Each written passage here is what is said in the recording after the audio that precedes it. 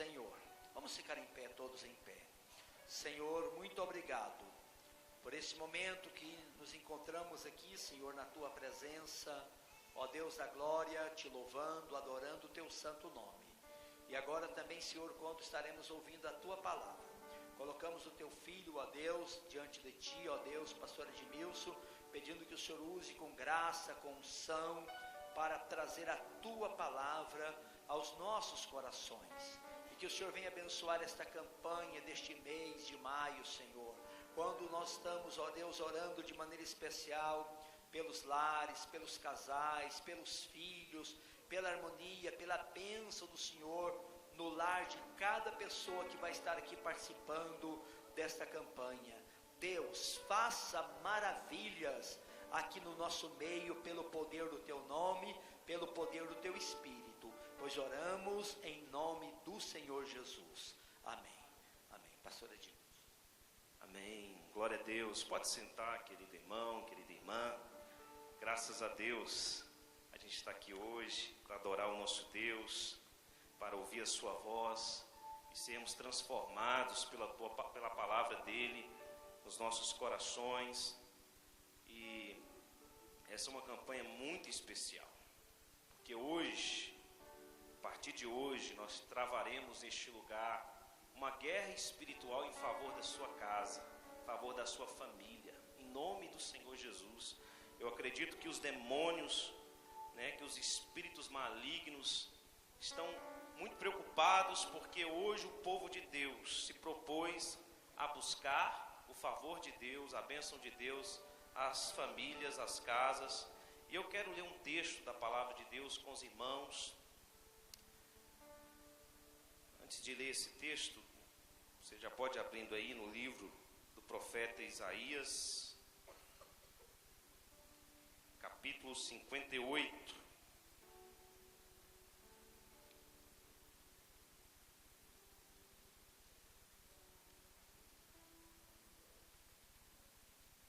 Versículo 11.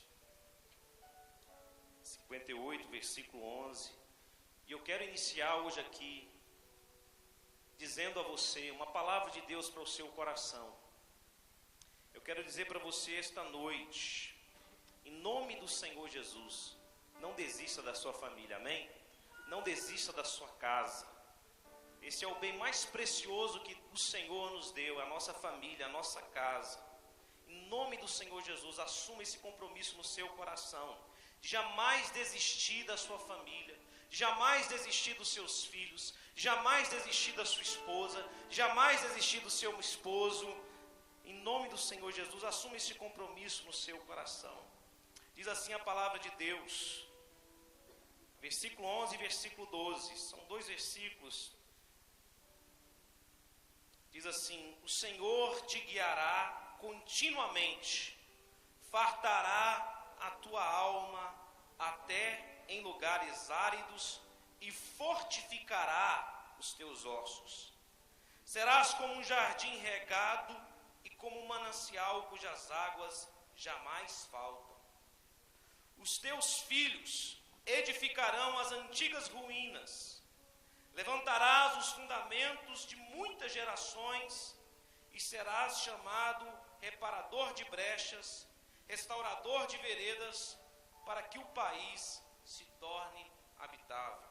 Eu quero ler mais uma vez o versículo 12. Diz assim: os teus filhos edificarão as antigas ruínas, levantarás os fundamentos de muitas gerações e serás chamado reparador de brechas e restaurador de veredas, para que o país se torne habitável. Amém? Mais uma vez, vamos ter uma palavra de oração. Feche os seus olhos. Pai maravilhoso, Deus amado, nós te louvamos, Senhor, te agradecemos, porque o Senhor tem sido muito misericordioso, bondoso, longânimo, amoroso, cuidadoso para conosco.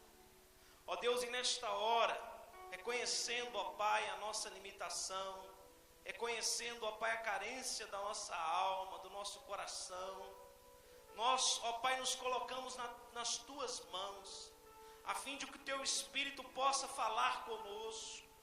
o Senhor possa ministrar, ó Deus, ao mais profundo da nossa alma, do nosso ser, que saiamos daqui esta noite convictos, certos, de que o Senhor de fato falou conosco.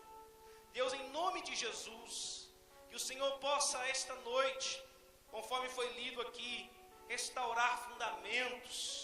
Ó Deus, que o Senhor possa edificar fundamentos, ó Deus, nas famílias, ó Deus, nos lares. Nós te pedimos isso em nome do Senhor Jesus. Amém. Você pode dizer amém? Amém. Antes de me deter precisamente na questão dos fundamentos sólidos para uma família saudável, eu queria aqui com vocês construir uma linha de raciocínio que eu considero imprescindível, necessária, importante para as nossas vidas. E eu acredito que lá na frente, mais para o final da mensagem, essa linha de raciocínio vai desaguar nesses fundamentos sólidos para uma família saudável. Mas antes disso, dentro dessa visão aqui do profeta Isaías, da palavra de Deus, eu quero compartilhar com vocês algo muito importante. E antes disso, eu gostaria de fazer algumas considerações aqui, que eu considero necessárias para o entendimento desta palavra. Primeiramente, meus irmãos, é importante nós colocarmos aqui que o mundo hoje vive uma crise universal, uma crise cósmica, uma crise de natureza moral, psicológica, existencial e absoluta sobre todos os homens e em todos os lugares. Nesses últimos dias, estamos presenciando um cenário aterrador, algo nunca antes visto ou sentido na história da humanidade. Estamos sofrendo, mais precisamente, pressões de uma cultura globalizante e imperiosa, que dia a dia exerce influência e solapa os fundamentos da família cristã. A igreja hoje, nesse contexto globalizado de valores distorcidos, se tornou uma voz solitária e uma voz ameaçada pelo barulho esmagador dessa cultura globalizante, cujos valores são completamente opostos aos valores do reino de Deus. Basta olhar para a internet, ligar a televisão, esses valores estão lá, esta cultura está lá, esse sistema tem entrado na minha e na sua casa de maneira muito sorrateira, sutil, queira você sim, queira você não. A gente está inserido, a gente faz parte, nós estamos lutando contra a maré, e a coisa é muito maior do que a gente pensa, porque não é só a cultura da minha cidade, não é só a cultura do meu bairro, não é só a cultura do meu estado, do meu país, mas parece que está se instalando hoje, em nível global, uma cultura maligna de valores distorcidos, que tem, de alguma maneira, solapado, minado e influenciado os princípios e os valores cristãos, e os princípios e os valores da família cristã. Hoje, só para os irmãos, para a gente pensar um pouco sobre algumas questões, o casamento deixou de ser uma união de corpo, alma e espírito entre um homem e uma mulher, e passou a ser tão somente um contrato de cartório entre seres de qualquer natureza. Você é homem, você é mulher, você vai a um cartório, você se casa, e para muitas pessoas isso tem se tornado simplesmente um negócio, um contrato. Mais do que isso, pessoas do mesmo sexo hoje têm diante do Estado a sua união reconhecida. O próprio Estado, caminhando para essa cultura global, indo contra valores que outrora tinha firmados até mesmo na própria Constituição, que definia casamento entre homem e mulher, hoje em dia não. Hoje em dia casamento pode ser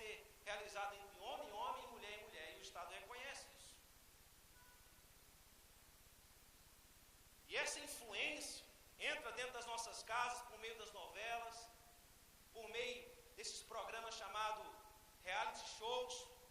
Em todos esses programas, seja no Big Brother, ou na Casa dos Artistas, ou naquela tal da Fazenda lá dos artistas, você vê lá uma pessoa homossexual defendendo seus valores e seus princípios frente à sociedade. Os filhos perderam suas referências do seu chão. Algum tempo atrás, na mesma semana, eu assisti 2 programas. Uma que versava sobre a religião na escola pública e a outra que versava sobre a inclusão da cartilha homoafetiva dentro da grade curricular dos alunos. Interessante, os pais se organizaram aqui mesmo em Brasília. Não sei se alguém assistiu essa reportagem.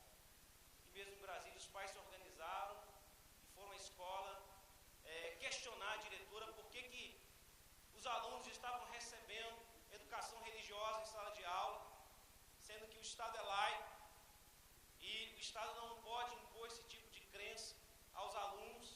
Fizeram um estardalhaço, brigaram, bateram boca, chamaram a imprensa, estão querendo tirar o ensino religioso da sala de aula. Na mesma semana, uma outra reportagem defendendo a ideia de que deveria ser incluído na grade curricular dos alunos a cartilha homoafetiva. E o interessante é que nessa segunda reportagem, eu não vi nenhum movimento de pais preocupados com isso, indo até a porta da diretora discutir a questão. Isso é uma inversão de valores. Esse é o sistema no qual eu e você estamos inseridos. Estamos sendo influenciados a todo tempo. Divórcio, que antes era algo a ser evitado a todo custo, hoje não é só permitido, mas fomentado, incentivado pelos meios de comunicação. Há uma banalização cada vez mais acentuada da prática do sexo. A preocupação hoje não gira mais em torno de quando, ou em que circunstâncias, ou com quem devo praticar o sexo, mas gira simplesmente em torno de fazê-lo com segurança. O importante é usar camisinha, o resto, não se preocupe com isso. E o que dizer então das drogas? Tem ceifado a vida de tantos jovens e roubado a paz nos lares. Esse é o contexto no qual eu e você estamos inseridos. E nós precisamos hoje aqui, a partir deste culto, assumir o propósito de buscar o Senhor, de não abrir mão dos valores do reino, de nos condicionar aos princípios e valores de Deus, de tomarmos uma posição firme contra essas influências malignas, essas influências do diabo, deste mundo pervertido, deste mundo desvirtuado, desse mundo distante de Deus. Mas, meus queridos irmãos, o que me chama a atenção aqui neste texto de Isaías 58 é que mesmo diante de um cenário tão avassalador como o nosso, tão perturbador e até muitas vezes desanimador, essa palavra de Deus nos garante que é possível ter esperança. O versículo 11 nos fala a respeito disso. Diante de uma crise ética e moral globalizada, cada vez mais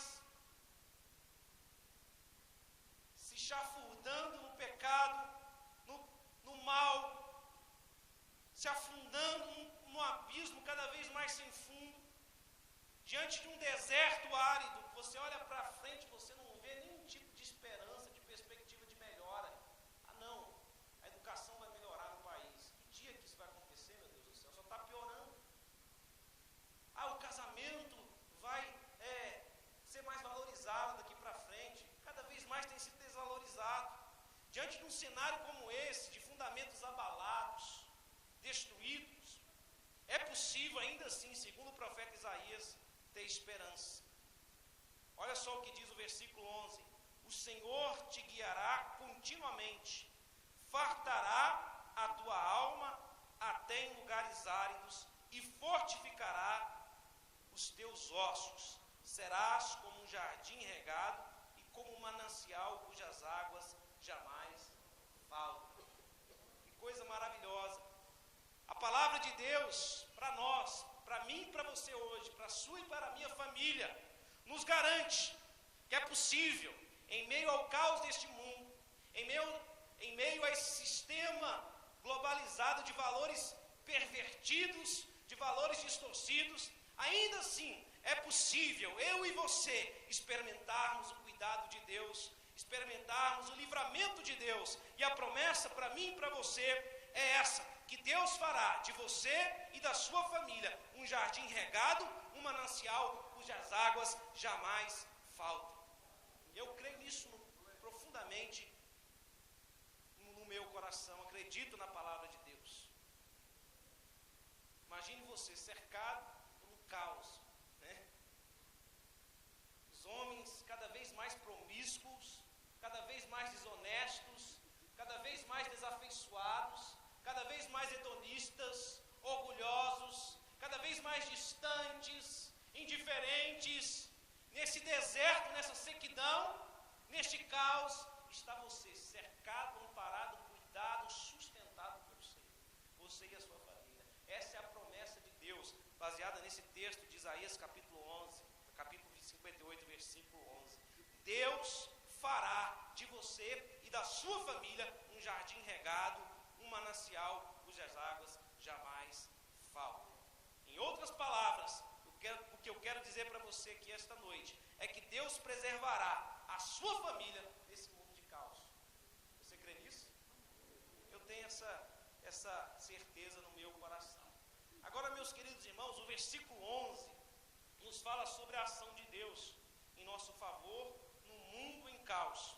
Já o versículo 12 nos fala sobre a nossa missão diante desse mundo de caos.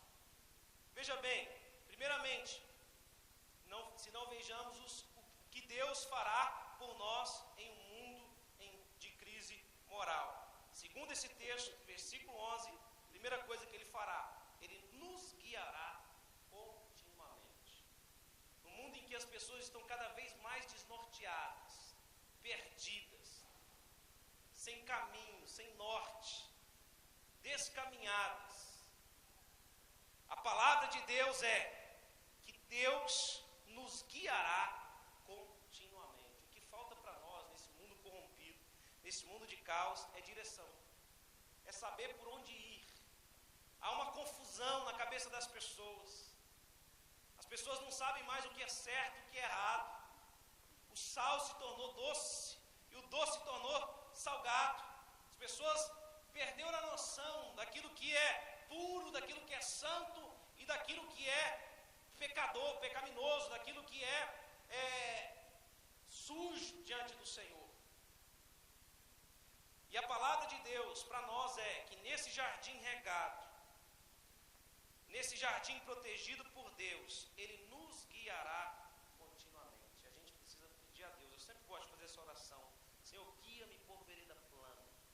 Senhor, livra-me do caminho tortuoso.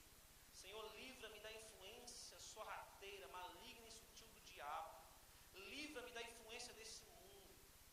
A coisa é tão perversa, irmão, que às vezes a gente está aqui no púlpito pregando, né, contra os valores desse mundo, contra tanta coisa errada, tanta porcaria, tanta miséria, e você fala com autoridade, você fala com intrepidez, né, você está firme no propósito de servir a Deus, de não se contaminar, mas de repente está ali inserido nesse sistema, chega em casa, liga a televisão, são tantos programas que muitas vezes tentam perverter você, que tentam tirar a graça de Deus de você. Chega no trabalho, às vezes a influência do amigo, às vezes a influência do chefe, que tira a sua paz, tira o seu sossego, os valores ali que são praticados, vividos, afirmados, aquilo de alguma maneira, sem você perceber, vai entrando de maneira sorrateira e vai tirando de você a graça de Deus, a paz de Deus. Não basta só determinação, e por mais que você vigie, por mais que você fique atento, por mais que você ore, por mais que você jejue, por mais que você leia a Bíblia, se você não depender da graça, da ação de Deus para te livrar do caminho tortuoso, você vai acabar se enveredando por ele. A verdade é essa. A verdade é que não há possibilidade nenhuma de andar na retidão do caminho do reino de Deus, se Deus não nos fizer andar por ele. Por isso que o salmista, no Salmo de 27, número 27, ele ora a Deus dizendo: Senhor, guia-me por vereda plana, por causa dos que me espreitam. Dos que me espreitam. Somos a todo tempo espreitados e influenciados pela cultura deste mundo. Mas o Senhor também fará por nós outra maravilha, que outra coisa, Ele fartará a nossa alma, até em lugares áridos, diz o texto sagrado. No mundo de sequidão, no mundo onde as pessoas estão cada vez mais sedentas, um mundo em que a alma anela cada vez mais por vida, por libertação, por paz. As pessoas estão perdidas nos seus pecados, nos seus próprios caminhos, desvirtuadas, distantes de Deus, com a alma ali gritando por Deus. A palavra de Deus para você esta noite é que Deus fartará a sua alma, Deus fartará a sua família, Deus fartará a sua casa, até em lugares áridos. Isso é maravilhoso, isso é tremendo. A gente está vivendo essa aridão aí, né? Essa aridez, e falta Deus para todo lado, né? Falta direção de Deus, falta santidade, falta compromisso, falta palavra de Deus, pão vivo de Deus, mas a promessa de Deus é que você fartará a sua alma. Outra promessa de Deus para a sua vida é que Ele te fortalecerá. Olha o que diz o texto aí do versículo 11: fortificará os teus ossos. Sabe por quê? Às vezes cansa lutar contra o sistema, né? Difícil isso. Sistema pecaminoso, né? Descansa. Você prega contra, você fala do pecado, e às vezes o jovem hoje, coitado, meu Deus do céu, eu sou mais jovem, eu posso dizer que a coisa está muito pior do que alguns anos atrás. Muito pior. Tem coisas que a gente não se dá conta, mas acontece aqui no seio da igreja, não só nessa, mas em qualquer outra, por causa dessa influência poderosa, maligna, que instiga, que concita o jovem à prática do sexo, à prática das drogas, a tantas coisas. A coisa parece que vai aos poucos tirando as suas forças. No começo você luta, no começo você age, você reage, mas daqui a pouco você se encontra completamente desfalecido e fraco. Mas no contexto de aridez, de sequidão, de um mundo corrompido, de um mundo em caos, diz a palavra de Deus, que Deus nos fortalecerá. Essa é a promessa de Deus. E por último, Ele nos vivificará perpetuamente. O Senhor há de vivificar a minha e a sua vida, a minha e a sua família, no mundo de caos, no mundo de aridez. Mas olha aqui para mim, o que eu tenho para trazer hoje ao seu coração não é só o que Deus fará por você nesse mundo de caos. Esse texto do capítulo 12 falou profundamente ao meu coração hoje à tarde. Porque nesse texto aqui, somos designados pelo Senhor em um mundo de crises e de valores morais distorcidos. Há 3 competências, há 3 ações aqui que eu e você devemos assumir, praticá-las. Primeiramente, o texto nos diz que o Senhor nos chamou para sermos construtores de fundamentos. Olha o que diz o versículo 12: os teus filhos edificarão as antigas ruínas. Esse texto é muito significativo para mim. Sabe por quê? Porque o apóstolo Isaías, o profeta Isaías, está profetizando a respeito da restauração de Jerusalém, dos muros de Jerusalém. O povo havia sido levado em cativeiro por Babilônia e ficou 70 anos exilados, distante, escravizados, oprimidos por povos estranhos. E depois desses 70 anos, Deus levanta homens, e um deles é Neemias, e ordena a este homem que volte a Jerusalém e reconstrua os muros, e reconstrua as estradas, e reconstrua tudo aquilo que tinha sido destruído, queimado por essa nação chamada Babilônia, e também pelo rei chamado Senaqueribe. Meus queridos irmãos, esse texto fala profundamente ao meu coração, por que será que o Senhor ordena este povo para reconstruir os muros que estavam ali, caídos, destruídos? Por que será que o Senhor manda este povo reconstruir as estradas, reconstruir, reparar, melhor dizendo, as brechas, restaurar as veredas? Por que será que o Senhor deu essa incumbência, delegou essa missão ao seu povo? Para que o povo pudesse pensar nos valores, nos fundamentos que um dia ele tinha perdido. Isso é maravilhoso, irmãos. Enquanto o povo estava levantando os muros lá, restaurando as estradas, eles estavam lembrando, né, dos fundamentos, dos valores, dos princípios. E Deus não manda construir muros diferentes. Deus não manda construir estradas diferentes que passem por outros caminhos. É a mesma estrada, é o mesmo muro, ainda que lá caído, desfacelado, destruído, mas tinha um ou outro tijolinho em pé. Era aquele muro que ele queria que os seus filhos reconstruíssem. Eram aquelas estradas que estavam abandonadas, certamente invadidas pelo matagal, destruídas com o tempo. Eram aquelas estradas que o Senhor queria que o povo reconstruísse. Eram aquelas brechas que foram com o tempo, ou talvez com a agressão inimiga, que foram ali criadas. Eram situações que tinham destruídos um contexto de destruição do povo de Israel, que Deus pede então que a nação de Israel reconstrua, reedifique os fundamentos. E essa palavra falou profundamente ao meu coração, porque a nação de Israel tinha saído dos propósitos de Deus. A nação de Israel tinha deixado a lei do Senhor. A nação de Israel tinha deixado que os valores e os princípios de um mundo secularizado, de um mundo pervertido, entrassem dentro da nação de Israel. A nação de Israel, ela tinha abandonado a sua comunhão com Deus. E aí Deus permite então que um povo estranho, um povo inimigo, invadisse a nação de Israel, destruísse os muros, destruísse o templo. Porque foi assim que o Senhor se sentiu quando a nação de Israel deixou os seus valores, deixou a sua lei, deixou a sua comunhão com Deus. Era como se ela estivesse destruindo os fundamentos. Era como se ela estivesse destruindo os valores que um dia o Senhor tinha estabelecido para ela. Era como se ela tivesse destruído a comunhão que um dia o Senhor tinha estabelecido com esse povo. E depois de 70 anos do povo distante, Deus chama esse povo de volta e fala: vocês têm que reconstruir estes muros aqui. Você tem que reedificar estes muros aqui. Vocês têm que reconstruir essas estradas aqui, essas mesmas aqui, que os seus pais andaram por elas. Esses muros que foram construídos pelos seus pais.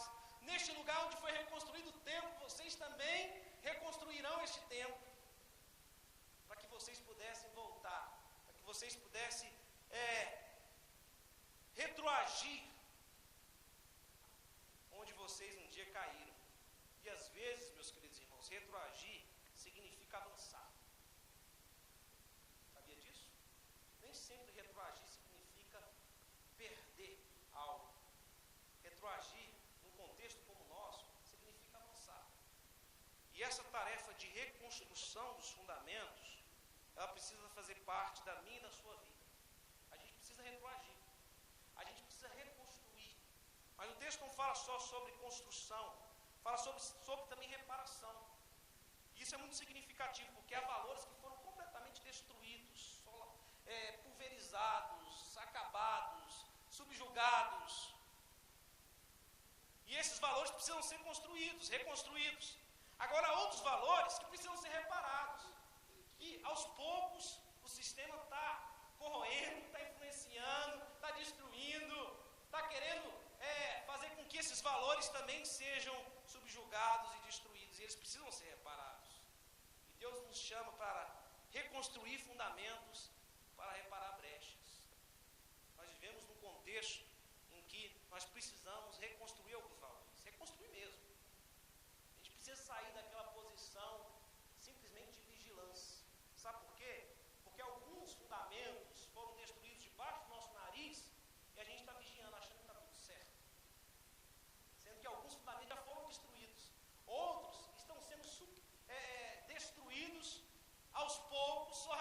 gente, debaixo do nosso nariz, a gente está numa situação de vigilância e não percebe. Mas estão sendo destruídos também. E Deus nos chama para construir, para reparar, para vigiar também em relação a estes valores. Nós estamos vivendo em um período que exige de nós não só a tarefa de preservar os fundamentos, mas eu acredito que nós chegamos num contexto, num ponto, que precisamos edificar aquilo que já se perdeu. E precisamos restaurar aquilo que está sendo perdido. E a verdade é essa, muita coisa está sendo perdida. Muita coisa já foi destruída. Fomos designados por Deus a vigiarmos, a construirmos e a restaurarmos os fundamentos de Deus para as nossas vidas. E esses fundamentos são muitos. Quais são os fundamentos que eu acredito que muitos de nós já perdemos e sequer nos demos conta disso? O primeiro deles, meus queridos irmãos, é o temor a Deus. As famílias têm perdido o temor a Deus. Você sabe quando você percebe quando você está perdendo o temor a Deus? Quando, por exemplo, você liga a televisão e vê um programa imoral que não te afeta mais. Perdeu o temor. Quando, por exemplo, você entra na casa de Deus, sem nenhuma reverência, começa a conversar com o seu vizinho enquanto o pastor está pregando, ou enquanto estamos louvando a Deus, a sua cabeça está distante, longe. Quando você não consegue mais sentir e perceber a presença de Deus aqui neste lugar, no meio da congregação, então você perdeu o temor de Deus. E aí a gente precisa redefinir, nessa tarefa de reconstrução, redefinir o que vem a ser o temor a Deus. Não é ter um medo de Deus, que eu já vi pais colocar os filhos dizendo o seguinte: olha, não faça isso, porque senão o Senhor vai te castigar, você vai para o inferno. Esses dias eu vi no YouTube uma cena, minha esposa me mostrou, muito engraçada, né? Uma criança que foi passar a mão no passarinho, não sei quem viu essa cena, e o passarinho acabou morrendo. E ela começou a gritar e chorar: Jesus, a minha alma vai para o inferno, tem misericórdia, Senhor, o que será da minha vida? Eu estou perdido. Criança pequena gritando, chorando, arrependida, com medo de um Deus sem misericórdia, de um Deus distante. Essa é a visão de temor que muitas vezes a gente transmite para os nossos filhos. Ó, não faça isso, senão o Papai do Céu vai te castigar. Não faça isso, senão o Senhor vai... E as pessoas criam essa ideia de que temor a Deus é temer de Deus. Mas temor a Deus é muito mais do que isso. Temor de Deus é você se aproximar com Ele, a Ele, com uma santa reverência, sabendo que Ele é bom, que Ele é misericordioso, que Ele é bondoso, sem perder a noção do sagrado, do santo. É aquela sensibilidade, aquela capacidade de percepção que Isaías teve quando viu o Senhor assentado sobre um alto e sublime trono e contemplou ali a grandeza, a glória do Senhor, a santidade do Senhor, e imediatamente percebeu em si o pecado que nele habitava e percebeu também o pecado que habitava no povo. Isso é temor de Deus, é quando você percebe essa santidade de Deus, essa grandeza de Deus, essa misericórdia de Deus, esse amor de Deus, e ao mesmo tempo você percebe tanto que você é pecador, miserável e distante de Deus. Essa percepção é a percepção correta do que é temer a Deus. Um outro fundamento que a gente precisa reconstruir e buscar o verdadeiro significado da palavra dele, dessa palavra, é amor. O que vem a ser amor hoje nessa sociedade corrompida, né? Você vê uma pessoa casada: ah, pastor, eu preciso me divorciar, eu preciso me separar. Eu falei: por quê? Porque o amor acabou, pastor, não existe mais amor. Mas como isso aconteceu? Ah, a gente foi convivendo, percebemos que havia entre nós uma incompatibilidade de gênios e amor acabou, pastor. Então a gente precisa separar, porque o importante é ser feliz, o importante é a gente amar a pessoa que ama a gente se sentir amada. Esse é o conceito e a percepção que as pessoas têm do amor. E a gente precisa reconstruir isso. O que vem a ser amor? E aí eu preciso caracterizar esse amor. Esse amor é um amor abnegado, em primeiro lugar. Esse amor é um amor incondicional. E esse amor é um amor permanente, não acaba do dia para o outro. Vocês lembram o que diz o apóstolo Paulo, 1 Coríntios capítulo 13?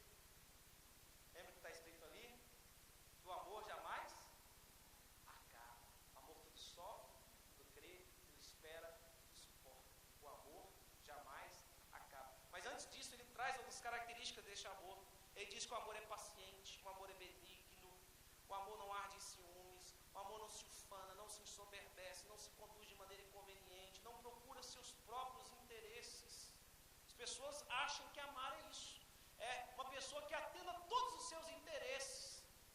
As pessoas acham que amar é ser amada ou amado sem ter aquela responsabilidade também de retribuir esse amor. As pessoas acham que o amor não precisa ser paciente, não precisa ser longânimo. Irmãos, o amor precisa suportar muita coisa. Se o amor é verdadeiro, ele suporta, ele aguenta, ele é benigno, ele é bondoso, ele é misericordioso, ele é longânimo. E nós precisamos reconstruir o verdadeiro significado do que vem a ser este fundamento chamado amor. Obediência é outro fundamento aqui. A gente precisa reconstruir. Perdeu completamente a ideia do que vem a ser obediência. O que é obediência? Hoje a palavra obediência se tornou algo pejorativo. A própria palavra submissão se tornou algo pejorativo. Quando a gente subiu um pastor aqui para pregar, mulheres, sede submissas aos vossos maridos, pastor, o apóstolo Paulo era machista. Essa é a primeira reação, né? Por quê? Porque a sociedade construiu na nossa cabeça que a palavra submissão é algo negativo e pejorativo. Obediência é baixar a cabeça. E as pessoas acham que isso é humilhante, é pejorativo. Você precisa obedecer seu pai. Não, eu sou senhor de mim. Eu sou dono do meu nariz. Eu faço a minha história. Né? As pessoas querem ser cada vez mais independentes. Ninguém quer obedecer a palavra de Deus. Fidelidade. O que é fidelidade? Fidelidade ao cônjuge, fidelidade a Deus, outro fundamento. Esses dias eu estava na sala de aula e aí fui pego de surpresa ali, sentado atrás de um colega meu, médico, e ele passou a aula toda ali, ligando o computador e acessando sites pornôs. E aquilo foi me incomodando, eu saí, depois chamei ele para conversar, falei, vem cá, se todas as aulas fica ligando o computador para ficar assistindo site pornô, se um dia sua mulher descobrir isso, qual vai ser a reação dela, hein? Ih, pastor, o senhor está atrasado demais. Eu entrei num acordo com a minha mulher de casar com ela. Eu falei para ela assim, bem, eu não largo mão de assistir filme pornô. Ou você me aceita assim, ou você não me aceita. Ela sabe, tranquilo. Mas eu sou fiel a ela, viu, pastor? Esses são os valores que as pessoas têm na cabeça delas. Né? Fidelidade, o indivíduo é simplesmente se eles praticar o sexo com outra pessoa, né? Se tornou algo prático, né? Deixou de ser algo também subjetivo, se tornou algo simplesmente prático. E dependendo de algumas pessoas, se o sexo foi praticado sem amor, ele não traiu. Bem, eu fiz o sexo, mas eu quero dizer que eu não amo aquela pessoa, eu te amo. Não é verdade? É assim que a gente pensa assim. Esses são os valores. Então a gente precisa reconstruir o que é fidelidade. Precisa dizer na igreja, meu irmão, tem esse negócio não. Ligou a televisão lá, ó, tá vendo cenas pornográficas, você está sendo infiel à sua esposa.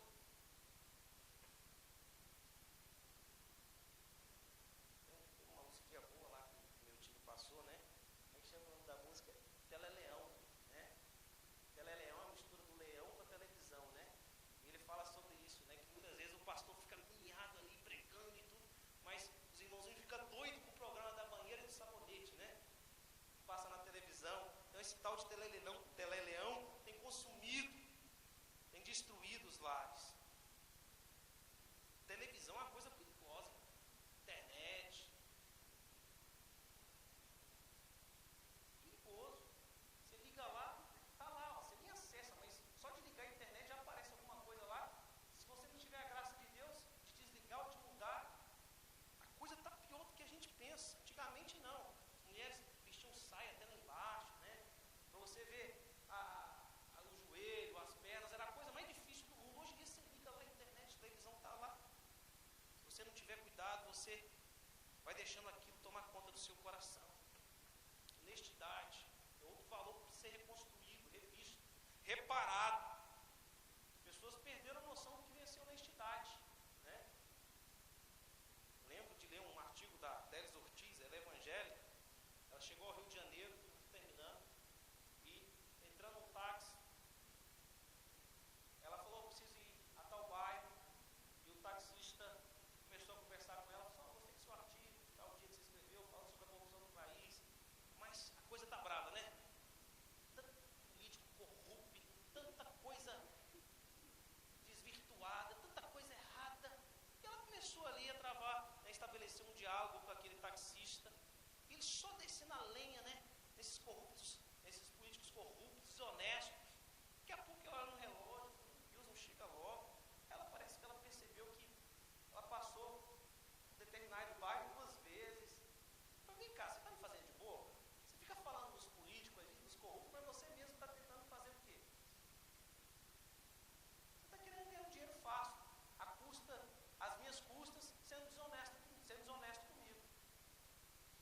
pessoas são assim, né? Na hora de ver a desonestidade do outro, porque é uma coisa que está na televisão, porque é uma coisa que tem uma abrangência maior, está prejudicando muita gente, acha que aquele lá é corrupto. Mas muitas vezes a sua falta de honestidade, né, nos pequenos detalhes da vida, no negócio, no trabalho, você acha que não é desonesto. A gente precisa rever o conceito de honestidade, generosidade, tantos outros fundamentos precisam ser reconstruídos, reparados, revistos. A gente está afrouxando a coisa, né? Está ficando cada vez mais frouxo. A pressão é tão grande que o pastor fica com medo de pregar no púlpito aqui, ó, jovem, sexo só dentro do casamento. Meu Deus, se eu falar um negócio desse, eu perco os jovens da minha igreja. Por causa da pressão do sistema, tanta coisa. E a construção destes fundamentos, meus queridos irmãos, para terminar, deve passar por uma mudança mental e procedimental nas nossas vidas. Não adianta você querer implementar esses fundamentos na sua casa, se esses fundamentos não estão muito bem resolvidos na sua mente e no seu comportamento dia a dia. Eu já vi muita gente incoerente. Não, na minha casa é assim, é um cara legalista. Manda, ordena, mas ele mesmo não vive nada do que manda, do que ordena. A gente precisa encarnar isso. Essa reconstrução, essa reparação, ela começa dentro de mim, dentro de você. A partir de mim, a partir de você. Se você quer mudar a sua casa, se você quer que a sua família esteja fundamentada, alicerçada nesses fundamentos aqui de Deus, você precisa primeiramente buscar isso para a sua vida, para o seu testemunho, para o seu procedimento, para a sua mente. Você precisa encarnar isso aqui, você precisa viver isso aqui. Não adianta ser simplesmente uma palavra de comando, de ordem da sua boca. Você tem que demonstrar isso para os seus filhos. Fala, filho, não mente. Mas daqui a pouco o filho vê o pai mentindo para a mulher. O telefone toca. Fala, não estou. Que tipo de testemunho você está dando para o seu filho? Então a gente precisa construir isso dentro do nosso coração. A reforma que Deus quer fazer na sua família vai começar através da sua vida. A reconstrução dos valores que Deus quer realizar em você e depois de realizar em você, através de você, ele precisa primeiramente realizar na sua vida. E esse texto aqui, só para terminar, o texto aqui de Isaías, capítulo 12, ele diz o seguinte: o Senhor te guiará continuamente, versículo 12, aliás, os teus filhos edificarão ruínas, levantarás os fundamentos de muitas nações. Agora é interessante, porque a parte A do versículo diz primeiro que os teus filhos edificarão as antigas ruínas, fazendo alusão a Jerusalém. E depois que ele edificar as antigas ruínas, ele levantarás outros fundamentos de muitas outras nações. O mundo só será impactado e reformado, influenciado pela igreja, quando a igreja primeiro reconstruir os seus próprios fundamentos. Se nós, enquanto igreja, enquanto família, não pedimos a graça de Deus para que o Senhor tire a cegueira espiritual e realize em nós essa reforma, para que nós, em nós mesmos, possamos, com a graça de Deus, reconstruir esses fundamentos, reparar o que precisa ser reparado, de forma alguma, em nenhuma possibilidade, a igreja vai conseguir reparar ou reformar alguma coisa nessa sociedade. Eu creio nisso do fundo do meu coração. Você só irá conseguir influenciar a sua família, a sua esposa, os seus filhos, se alguma coisa diferente acontecer no seu coração. Nós vamos orar agora. Quero te convidar a ficar em pé, em nome de Jesus.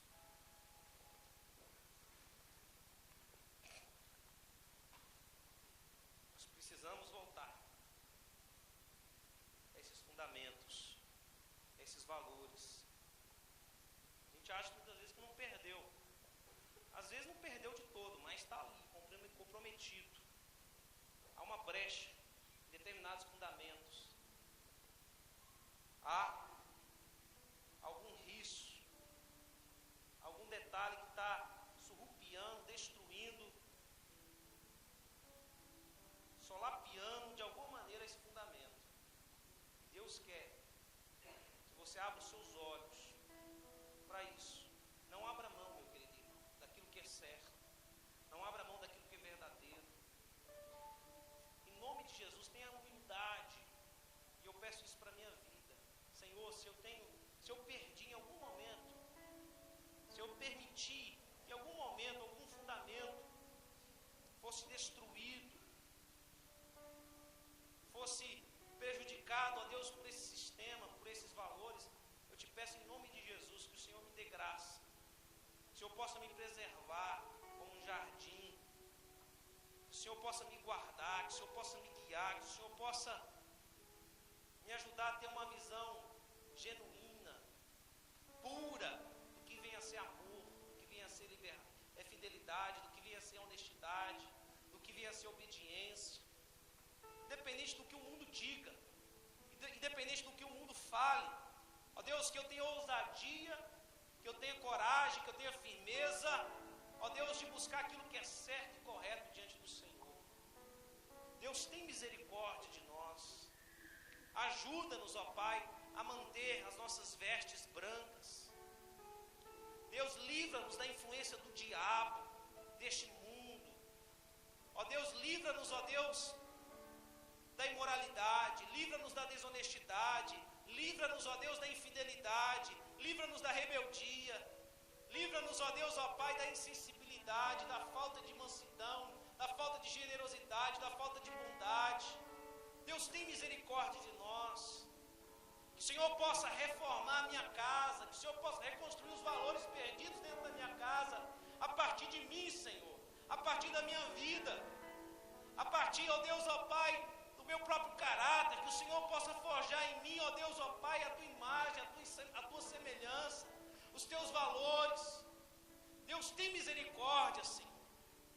Não permita que eu perca a concepção correta dos teus valores, os conceitos, ó Pai, corretos dos teus valores.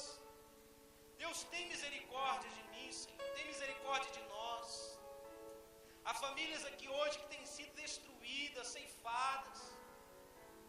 A tempestade já tem, ó Deus, ó Pai, caído sobre muitas casas. Os ventos já têm soprado sobre muitas delas. E os rios já têm transbordado, ó Deus, ó Pai, sobre muitas delas. E muitas vezes, ó Pai, estas tragédias que se instalam na nossa casa, ó Pai, essa divisão, essa falta de amor, este caos que muitas vezes nos torna impotente, ó Deus, muitas vezes isso acontece de maneira sorrateira, de maneira sutil, Pai, de maneira, ó Pai, tão sutil, ó Pai, que a gente não percebe, a gente não se toca. Pai, em nome de Jesus, tem misericórdia, Senhor. Tem misericórdia de nós. Ajuda-nos a reerguer, a reconstruir, a reparar aquilo que precisa ser reconstruído, aquilo que precisa ser reerguido, aquilo que precisa ser reparado. Ajuda-nos a ter um espírito vigilante, sempre atento. Deus, livra-nos dos programas de televisão, ó Deus, ó Pai, que tem contaminado a nossa família, a nossa alma. Livra-nos, ó Deus, ó Pai, das influências, ó Deus, das amizades, dos colegas de trabalho, ó Deus, que muitas vezes nos instigam, nos pressionam a ceder, a transigir os valores do Senhor. Guarda-nos, Senhor, tem misericórdia de nós. Assim como o Senhor prometeu a Israel, cuidar, cercar Israel como um jardim regado, como um manancial cujas águas jamais faltam. Como o Senhor prometeu a guiar, ó Deus, a fortalecer, a sustentar, que o Senhor também possa realizar isso em nós. Nós te pedimos isso em nome de Jesus. Amém? Você pode dizer amém, irmãos? Amém. Em nome de Jesus. Que o Senhor possa te levantar hoje como um construtor, como um reparador, como um vigilante. Amém? Em nome do Senhor Jesus. Porque se não for assim, meu irmão, a coisa está feia. Viu? A família vai ser destruída mesmo. Viu? A perspectiva para o futuro não é das melhores, não. Infelizmente. E a gente precisa assumir uma posição de guerrear mesmo, de fechar as portas para aquilo que não presta, de bater de frente com o inimigo, repreendê-lo em nome de Jesus com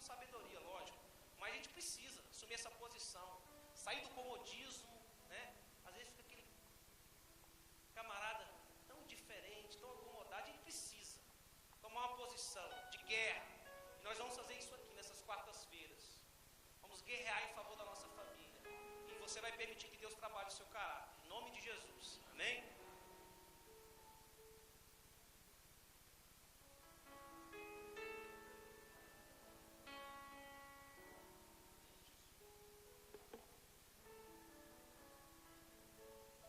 Graças a Deus, amém?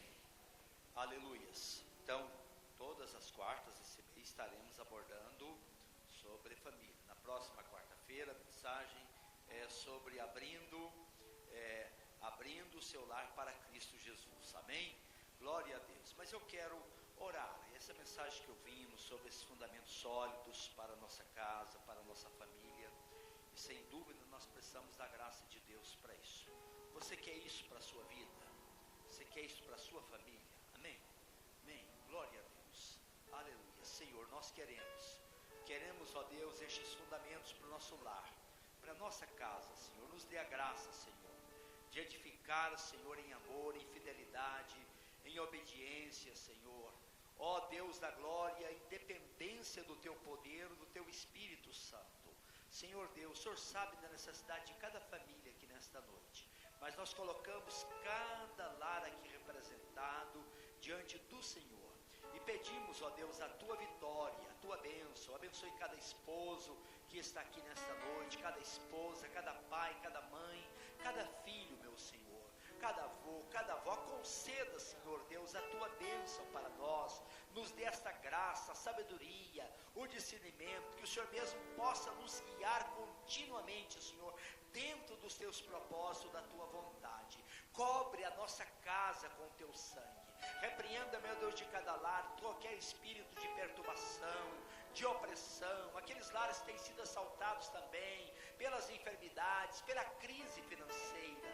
Senhor Deus, socorre, Senhor, socorre cada família aqui representada nesta noite, pelo poder do Teu nome, pelo poder do Teu Espírito, que o Teu anjo, ó Deus, esteja em cada lar aqui representado, que o Senhor tenha plena liberdade de agir em cada família, meu Deus. Salva aqueles que não são salvos, liberta aqueles que não são libertados ainda, ó Pai, pelo poder do Teu santo nome. Cubra, Senhor, a nossa casa com o Teu sangue. Ó Deus, se o Senhor não estiver ao nosso lado, se o Senhor não nos proteger, se o Senhor não nos guardar, Senhor, em vão é o socorro que vem do homem, Senhor. Inútil o Senhor é guardar a cidade, o sentinela, se o Senhor não proteger, ó Pai. Nós pedimos a Tua graça, a Tua bênção, Pai, em nome de Jesus. Amém, Senhor. Amém. Glória a Deus. Então, quarta-feira, nós vamos continuar sobre a família. E nós temos convites aqui. Se você quer levar algum convite para você convidar uma pessoa, então temos vários convites aqui. Faça isso em nome de Jesus. E como eu disse, cada quarta-feira nós teremos alguém pregando aqui. Amém? Os pastores da igreja, pastora, e vai ser uma bênção. Em nome de Jesus, como foi nesta noite. Vamos orar. Propósito de oração. Você que está fazendo a corrente da oração. Quem está aqui pela primeira vez? Levante a mão. Deixa eu ver. Quem está pela primeira vez? Tem uma pessoa lá que levantou a mão lá atrás. Amém. Deus abençoe. Amém? Glória a Deus. Quem mais está pela primeira vez? Tem mais pessoas? O irmão, bem-vindo, viu, meu irmão? Em nome de Jesus, uma alegria tê-lo aqui. Amém? Então vamos estar aqui. Faça o propósito, irmão, de vir todo mês, todas as quartas-feiras deste mês, tá bom? Nesta reunião, vamos buscar juntos a presença de Deus, e Deus vai nos abençoar pelo seu poder, a sua graça maravilhosa. Amém? Glória a Deus. Vamos orar agora. Pastor Zé Ricardo pode vir orar? Vamos orar pelos que eles estão fazendo a corrente da oração, seu propósito. Faça um propósito diante de Deus. Quem sabe você faça um propósito diferente. Em vez de sete quarta-feira, faça um propósito do mês inteiro de maio. Amém? Glória a Deus. Faça um propósito. Durante o mês de maio, eu vou estar todas as quartas-feiras colocando a minha família diante de Deus, pedindo a bênção, pedindo a proteção diante de tantos ataques conforme aqui nesta noite. Quantos querem fazer esse propósito com Deus? Levante a mão. Fica com a sua mão levantada e nós vamos orar. Em nome de